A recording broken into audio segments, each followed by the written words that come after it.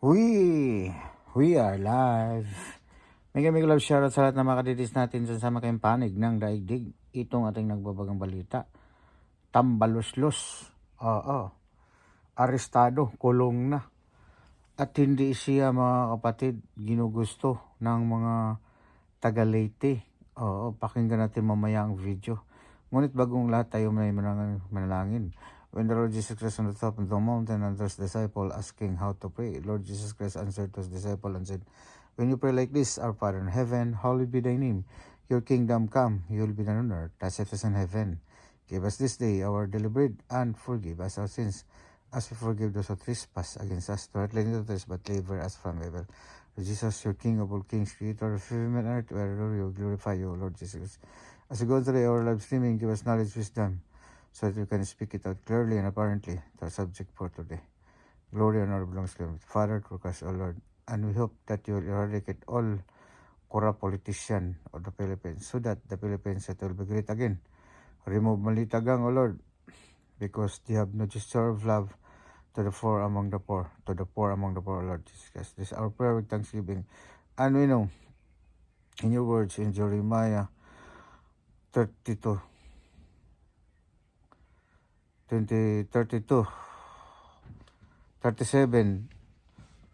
17, that there's no too hard to you, and you will be the one to make heaven and earth. So therefore, there's nothing too hard to you, O Lord Jesus Christ. And we hope that you will eradicate it. Ito na ating nagpagmalita, mga kapatid. Martin Romualdez, hindi ginusto. Pakinggan. Ito, pakinggan sa ating video ngayon, mga kapatid. Maya magbigay tayo ng kukulang reaksyon. Ito na, mga kapatid. Tinatawag na kung patay ko tayo, yung walang buto. Oo, yung walang buto. Oo, ginagawa lang sa mga ganyan. Bigyan natin ng reaction opinion itong Facebook reel posted by Tropang Bisaya. Title ng caption niya is, Kapitbahay ni Romualdez nagsalita na, isinusuka na ng mga taga-Leyte. Ang tapang naman ito. Sige, pakinggan natin. Nakaya-iya. Kaya. Kada waray-waray na sa amin, para sa dami na meron kaming Speaker of the House before na at ngayon, Congressman na involved sa blood control at hindi lang blood control sa mali-malitang korupsyon sa Pilipinas. At siyempre, talagang pinatunayan naman nila yan kasi andyan naman yung mga pruebas na talagang ginawa nila during sa term nila ngayon. At sa panligipin nila kay Sara, until now na ginagawa nila. At yan ginagawa ng ating kasalukuyang kongressista ngayon, talagang hindi katanggap-tanggap sa mga taga-Leyte. Sa amin, sa observation namin doon, sinusuka na talaga yung aming congressman ngayon doon at kailangan na mag-change ng leadership para magkaroon ng pagbabago sa amin. Kasi kung totoo sila, 3-in-1 plus 1 yan. Anak, asawa, kapatid, sila na lang ang may hawak sa amin. Kaya napakalaking impact sa amin yung mga ginagawa nila. Dahil kawawa rin yung mga nasa Maynaya, yung mga out of lives na mga dinadaanan lang sa ayuda. Kaya di bago na naman yung tinatawag na kung patay ko tayo, yung walang buto. Oo, yung walang buto. Oo, ginadaanan lang sa mga ganyan. Yung mga tao. Ang kailangan natin ngayon, yung konkretong programa. Huwag yung puro infra. Subukan natin yung agricultural reform sa Leyte. Kasi doon more on agriculture yung pinapagawa ng tao. Technology, yan. Pagandahin natin yung reforma sa mga magsasaka. Hindi yung puro mga infra. Kasi yung infra na yan, hindi naman nakikita ng tao yung corruption dyan. Kaya puro building, kalsada, kahit maalis pa. Ang kailangan natin solusyon ngayon, yung livelihood program, yung pagtrabaho, kabuhayan, yun yung kailangan natin doon. Hindi yung mga blood control na yan na, yan. Kahit sa mismong bayan namin, sa Tawan Leyte. Yan, yung mayor namin doon. Ay, makakaganda sa kanya. This town is Speaker Romualdez yan. Talagang doon sa mismong bayan namin, doon talaga yung pugad ng blood control. Talagang napaka-lala na ng korupsyon ng ating bansa ngayon. Especially, sunod na linggo, yung kung maalala nyo, yung issue sa Maynila. Sabi.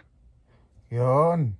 Tama naman talaga sinasabi sa mayor na ito sa Leyte na kailangan unahin yung agriculture.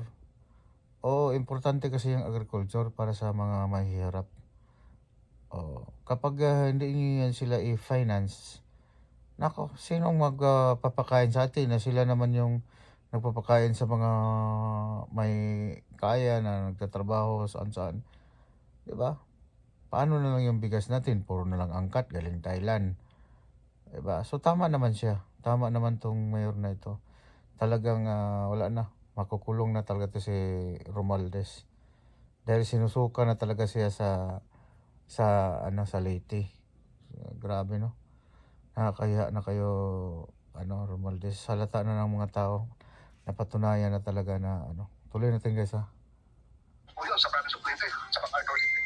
Napakalaking issue yan, yung mailing na yan. Yan, kung meron kayong... Oo, sinirang mga... Oo, yung mailing na yung Yolanda. Iba ba yun? Yung mail lang, yung lumabas sa Discasuho na mailing. Oo, kung may katalungan kayo, may group yun. Siguro ba makakasabot to kasi nasabot ko yun. Kaya abot sa mailing na yun. Basta yun sa akin lang nasabi ko. Kasi kapag, kailan mo yung sinaksak? Yung nanaksak. Yun. So, salamat at may matapang na Tagalete nagsalita. So, ngayon, kumusta na si Congressman Romualdez? Kailan ba yun? 2 months ago? Tago na. Nag-apply ko nun siya ng medical leave. Papuntang Singapore magpa-check up sa kanyang sakit. Wow, ang ganda ng drama nila, no? Hindi pinayagan ni Jesus Crispin Remulla. Kunwari, Ng whole departure order. Inaprubahan naman ng korte. Nag-apply ng freeze order sa mga accounts ni Martin. Na-aprubahan naman. Kailang, 60 days lang ata. Tapos na yung 60 days. Kumusta na ulit? Wala na. Yung ipinagmamayabang ng ombudsman na sasampahan na ng 5 patong-patong na kaso. Nasaan na? Hoy, biglang tumahimik. Wala na eh. Kaya tama, yung mga sinasabi ng karamihan na huwag kayong maniwala yan, drama yan. Ako, medyo bumilib ako ng konti dahil may pre-departure order, hold order na, hindi siya pwedeng makabiyahe. Ngayon, opinion ko... Dapat kulong na yan eh. Nauna pang naisuhan ng warrant of arrest at pinapulong si Senator Jinggoy. At ngayon, isusunod na naman nila si Senator Marcoleta, si Martin Romualdez, late. Diba? Hindi papayag. Hindi papayag ang mga Iglesia ni Cristo. Ikaw ang mauna, Romualdez. Ikaw ang nagpagulo sa bansang Pilipinas eh. Ikaw ang mauna, hindi si Marcoleta. Tandaan nyo yan. Very strong ang unite kasi ang guys. Hindi kagaya ng Katolikong watak-watak ba. Ang Iglesia ni Cristo unite talaga sila. Tulungan ba? Katoliko kasi watak-watak. Kaya hindi talaga. Mayroon pang mga protestante na mga born again, pinoprotestahan ng Katoliko. Kasi nga, magsimba sa rebulto. Yun naman palagi yung mali dyan sa Katoliko magsimba sa rebulto Through Jesus Christ sila parehas. Ewan ko lang. Kasi minsan, mayroong magpoprotesta dahil gusto rin lang magkapera. Ganon din naman. Ginagamit lang ang salita ng ating Panginoon para magkapera. Tuloy natin guys Speaking of Romualdez, malala nyo yung 90 Romualdez. minutes video ng PGMN. Sinalaysay doon kung ano yung modus operandi ni Romualdez. Ang daming views doon sa YouTube, halos 1 million views. Sa Facebook, 5 million views. Nireklamo pala ng ABS-CBN, pinatake down. 3 beses pinatake down yung video na yon. Mabuti na lang ang PGMN palaban. 3 beses din siyang nag-appeal sa YouTube. Hanggang ito lang, kahapon nata, lumabas yung balita, panalo ang PGMN sa YouTube. Binalik na ng YouTube yung video na yon na dapat mapanood ulit ng taong bayan.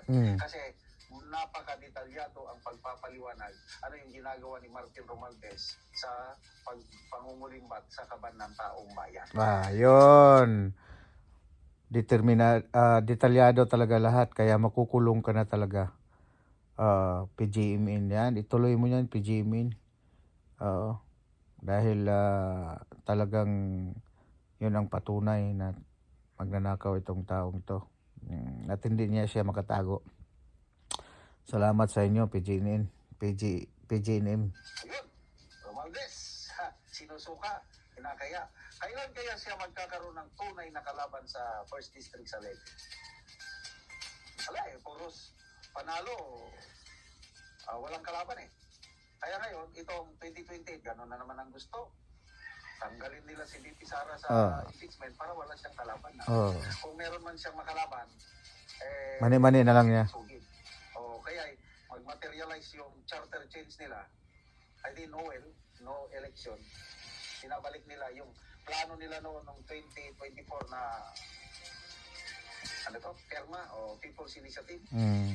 Huwag kayong magtaka mga kaibigan, baka after SONA, itutuloy na naman nila ang charter change para walang election sa 2028. Makukulong ka na, Romualdez. Mga Pinas, kung bago ka pa lamang sa channel namin, ay huwag mong kalimutan mag-subscribe at pakiclick na rin ang notification bell. Yan, makukulong ka na, Romualdez.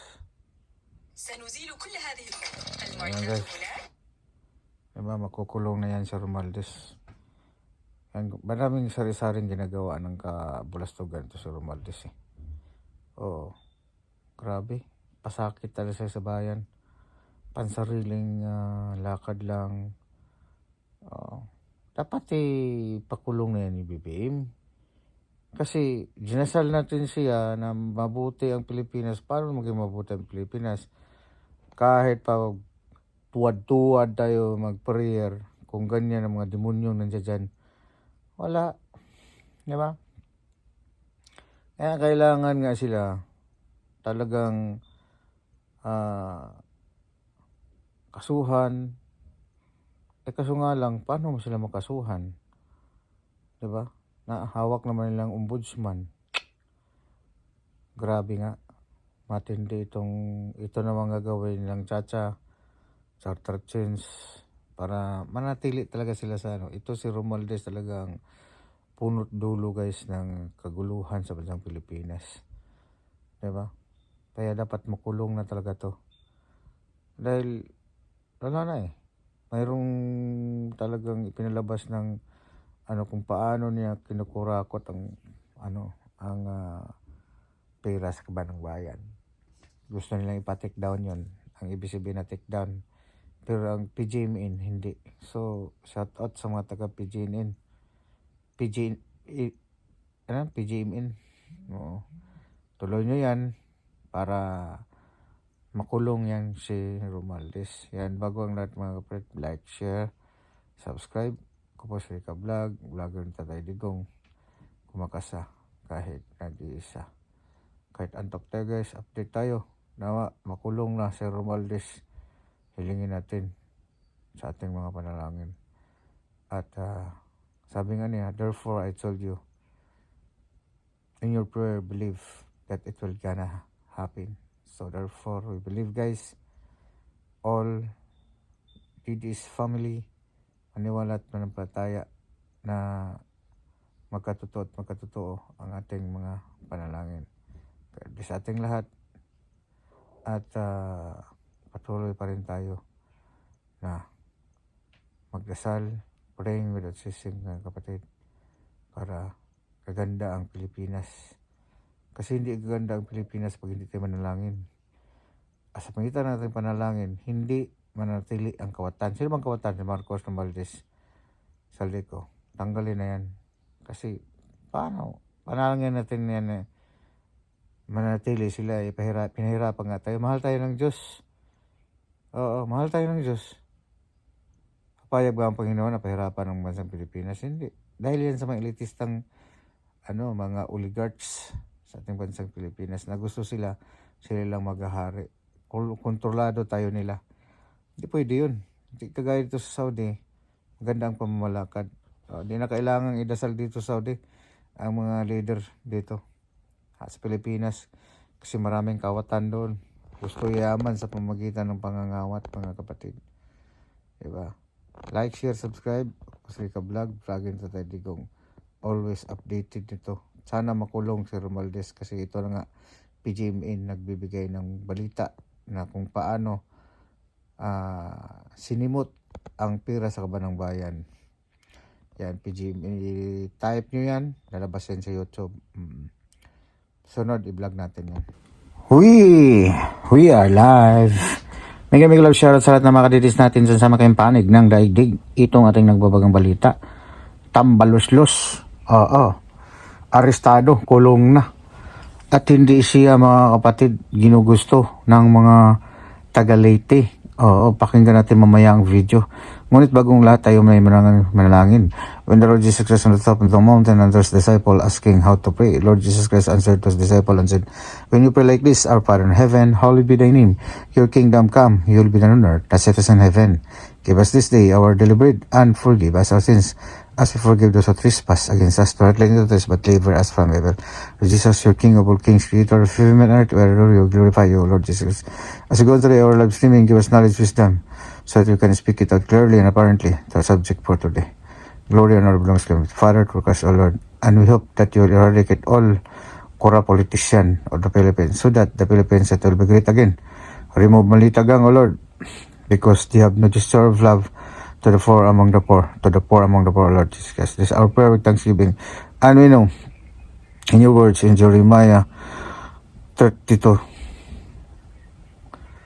37, 17, that there's no too hard to you, and you will be the one to make heaven and earth. So therefore, there's nothing too hard to you, Lord Jesus Christ. And we hope that you will eradicate it. Hey, ito na ating nagbabalita mga kapatid. Martin Romualdez, hindi ginusto. Pakinggan. Ito, pakinggan sa ating video ngayon mga kapatid. Maya magbigay tayo ng kakulang reaksyon. Ito na mga kapatid.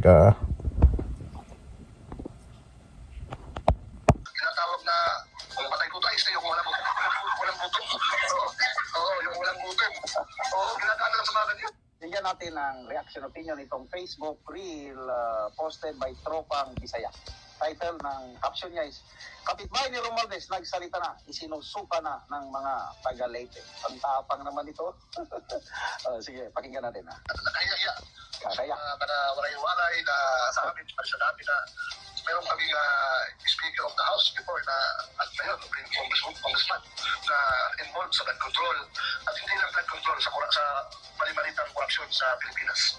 At siyempre, talagang pinatunayan naman nila yan kasi andiyan naman yung mga prueba na talagang ginawa nila during sa term nila ngayon. At sa pandigibig nila kay Tito Sara, na until now na ginagawa nila. At yan ginagawa ng ating kasalukuyang kongressista yun, talagang hindi katanggap-tanggap sa mga Tagalite. Sa amin, sa observation namin doon, sinusuka na talaga yung aming congressman ngayon doon at kailangan na mag-change ng leadership para magkaroon ng pagbabago sa amin. Kasi kung totoo, hindi 3-in-1+1 yan. Anak, asawa, kapatid, sila na lang ang may hawak sa amin. Kaya napakalaking impact sa amin yung mga ginagawa nila. Dahil kawawa rin yung mga nasa na yan, yung mga out of lives na mga dinadaan lang sa ayun. Kaya di ba ako na naman yung tinatawag na kung patay ko tayo, yung walang butong. Oo, yung walang butong. Oo, ginadaan lang sa mga ganyan. Yung mga tao. Ang kailangan natin ngayon, yung konkretong programa. Huwag yung puro infra. Subukan natin yung agricultural reform sa Leyte. Kasi doon more on agriculture yung pinapagawa ng tao. Technology, yan. Pagandahin natin yung reforma sa mga magsasaka. Hindi yung puro mga infra. Kasi yung infra na yan, hindi naman nakikita ng tao yung corruption dyan. Kaya puro building, kalsada, kahit maalis pa.